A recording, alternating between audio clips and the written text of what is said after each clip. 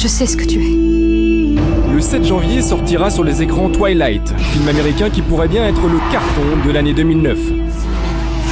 La peau trop blanche, trop froide. Un Roméo et Juliette fantastique qui raconte l'histoire d'amour impossible entre Bella, une adolescente, et Edward, un jeune vampire. Est-ce que tu as peur? Y a-t-il de bonnes raisons de retrouver bientôt Twilight au sommet du box-office? Élément de réponse. Le film est l'adaptation d'un phénomène littéraire mondial, une saga en 4 volumes écrite par Stephenie Meyer, déjà vendue à plus de 18 millions d'exemplaires dans 35 pays. Antoinette Rouvran est responsable marketing chez Hachette, l'éditeur français de la saga. Elle a vécu de l'intérieur ce succès fulgurant. Stephenie Meyer, c'est un vrai phénomène. Elle était encore inconnue il y a 4 ans. Donc elle a lancé sa saga Twilight, donc qui s'appelle en français Fascination. Elle a lancé il y a 4 ans aux États-Unis. Du coup, c'est une star là-bas. Donc dès qu'elle se déplace, c'est des hordes de fans qui hurlent, se casser les oreilles. L'impact est tel que Time Magazine n'hésite pas à comparer Stephenie Meyer à J.K. Rowling, l'auteur de la série des Harry Potter. Et la déferlante Twilight frappe maintenant la France. Là, sur le tome 4, on sent que c'est en train de vraiment démarrer. C'est-à-dire que nous aussi, on a explosé les ventes sur les premiers jours. On a tiré à 100 000 exemplaires, on était en rupture en 2 jours. On l'a Mercredi 22 octobre, sortie française du tome 4. Au Virgin des Champs-Élysées, les fans sont bien au rendez-vous. J'ai commencé à lire et à la 10e page, j'étais accro. Je me suis acheté les 3 bouquins en 2 jours. Je lisais dans ma voiture, je ne mangeais même plus. Et le livre crée l'événement en grimpant immédiatement à la première place des ventes, toutes catégories de livres confondus. Ça va être des personnages qui sont assez proches de nous, ils ont les mêmes sentiments, il y a une histoire d'amour. Car la force de Twilight, c'est sa communauté de fans, organisée et surmotivée. Fabien Constant est journaliste télé, il a été surpris par l'ampleur du phénomène aux États-Unis. Le phénomène des fans autour de Twilight est vraiment énorme.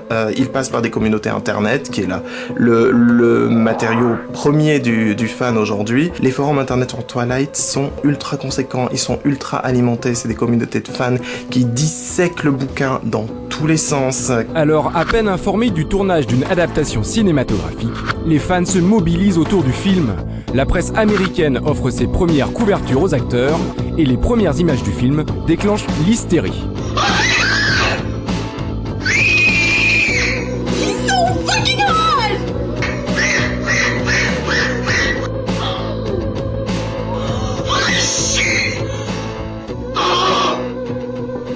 Le bon baromètre pour comprendre l'hystérie du fan autour de Twilight, c'est le Comic-Con. C'est l'endroit chaque année à San Diego, au mois d'août aux États-Unis, où les studios présentent un panel de fans, leurs films, leurs prochains projets en développement. Et le panel Twilight au Comic-Con cette année a été un des plus grands moments d'hystérie de l'histoire du Comic-Con. La salle qui est immense du panel était remplie à ras-bord avec des files d'attente depuis la veille de gamins et de gamines qui ne voulaient pas louper les premières images 20 secondes de Twilight. Et à chaque fois qu'un des gamins héros du film ouvre la bouche, personne ne l'entend tellement les cris sont forts et stridents. Le phénomène littéraire se transforme en phénomène cinématographique. Il a des sens hyper développés. C'est une machine à tuer.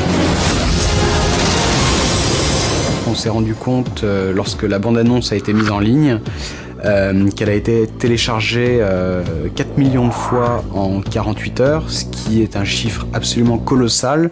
Même le casting, constitué pourtant d'acteurs peu connus, crée l'événement. Au moment où la bande-annonce a été mise en ligne, la moitié du top 20 des acteurs les plus consultés sur IMDb étaient trustés par le cast de Twilight. Alors Twilight sera-t-il la surprise de 2009 ?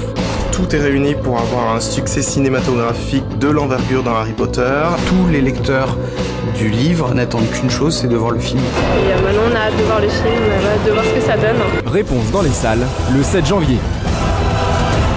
Plutôt mourir qu'être loin de toi.